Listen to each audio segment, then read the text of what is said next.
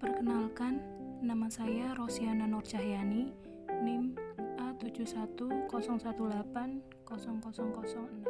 Perkenalkan, nama saya Septiana Desy Kasiwi, NIM A710180007. Perkenalkan, nama saya Anissa Nur Latifah, NIM A710180020. Perkenalkan, nama saya Adelia Putri Mahardika, NIM A710180027. Nama saya Ranul Fatika Putri, NIM A710180047.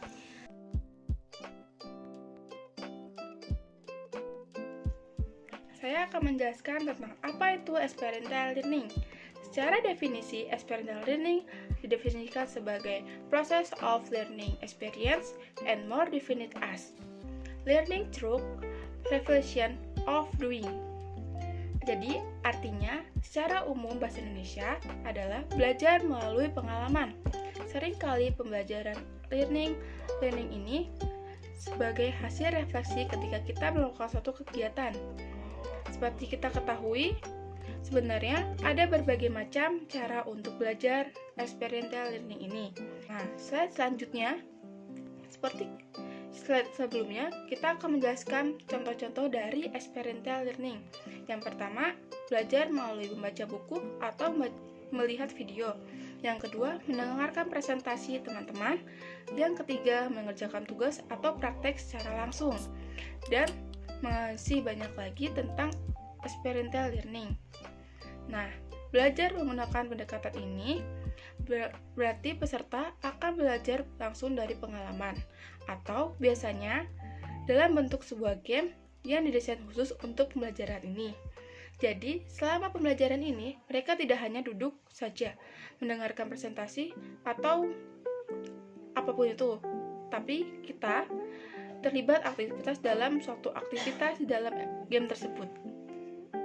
Nah, mengapa pembelajaran ini bisa efektif? Suatu quote yang bisa menggambarkan keefektifan metode pembelajaran dengan menggunakan experiential learning adalah how you do anything is how you do everything.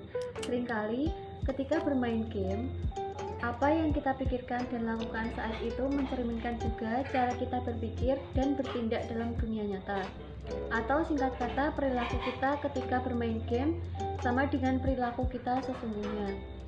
Oleh karena itu, pembelajaran dengan experiential learning ini sangat cocok untuk merefleksikan cara berpikir dan bertindak kita selama ini. Selain itu, pembelajaran menggunakan experiential learning juga cocok digunakan untuk mentes pemahaman atau aplikasi sebuah konsep. Ketika Anda mengajarkan sebuah konsep, belum tentu peserta mengerti atau mampu menerapkan konsep tersebut.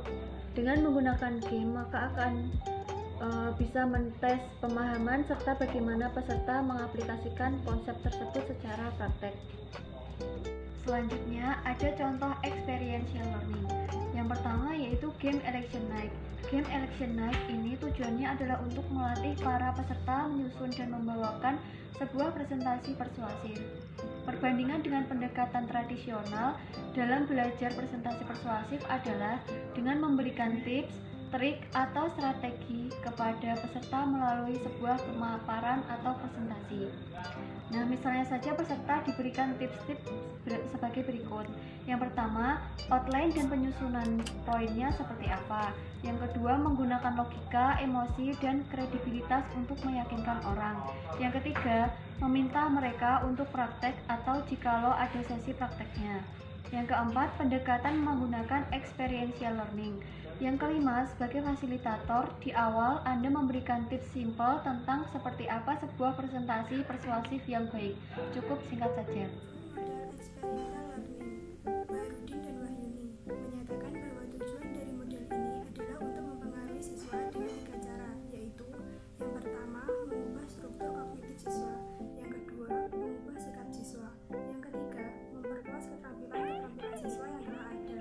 Ketiga elemen tersebut saling berhubungan dan mempengaruhi secara keseluruhan, tidak terpisah-pisah, karena apabila salah satu elemen tidak ada, maka kedua elemen lainnya tidak akan efektif. Yang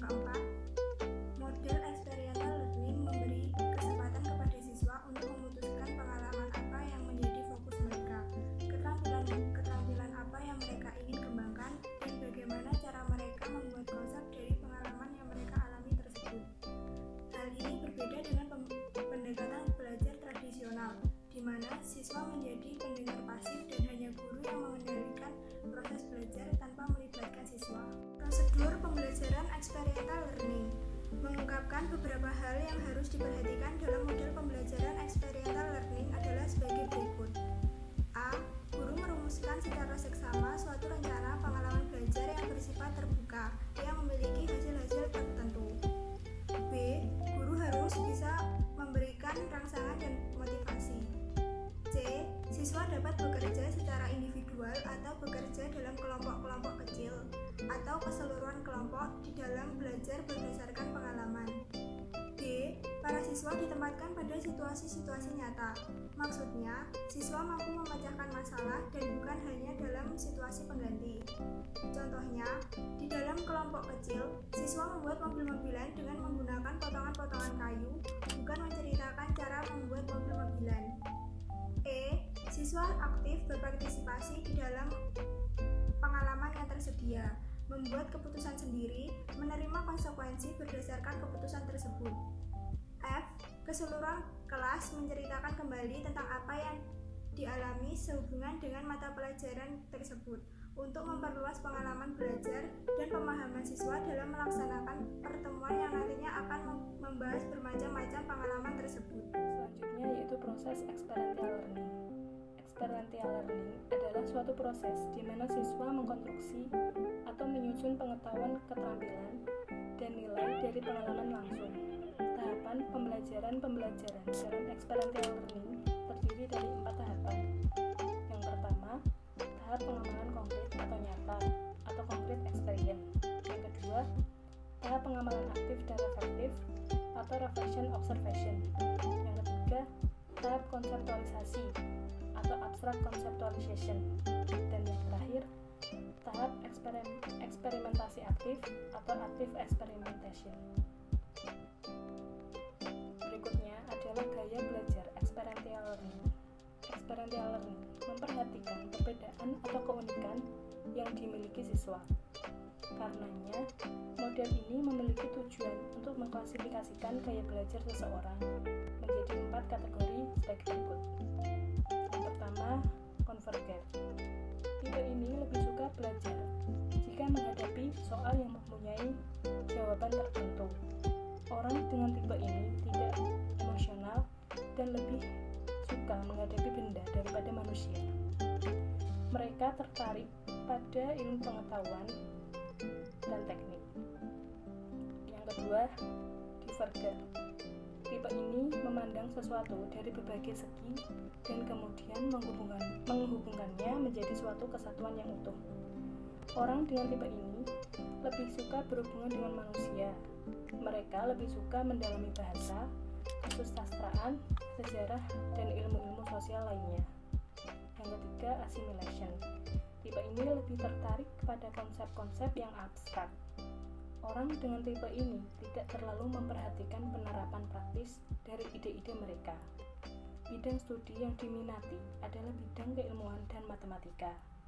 Dan yang terakhir, akomodator. Tipe ini berminat pada pengembangan konsep-konsep.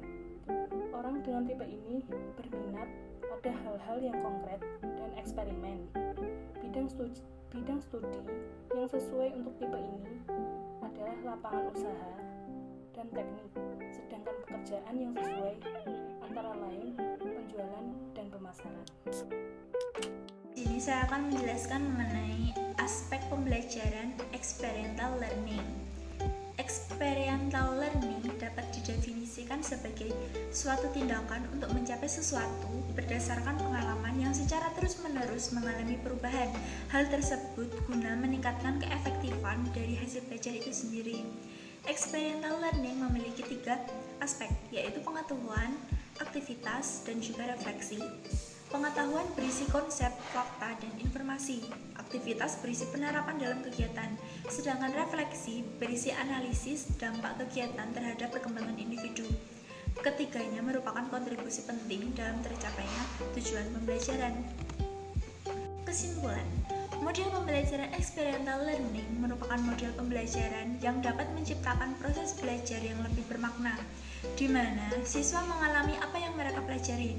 Melalui model ini, siswa belajar tidak hanya belajar tentang konsep materi belaka, Hal ini dikarenakan siswa dilibatkan secara langsung dalam proses pembelajaran untuk dijadikan sebagai suatu pengalaman.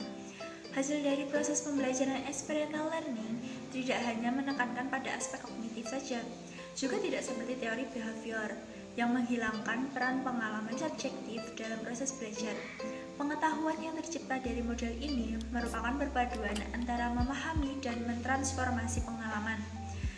Seperti halnya proses pembelajaran konstekstual yang menghubungkan dan melibatkan siswa dengan dunia nyata.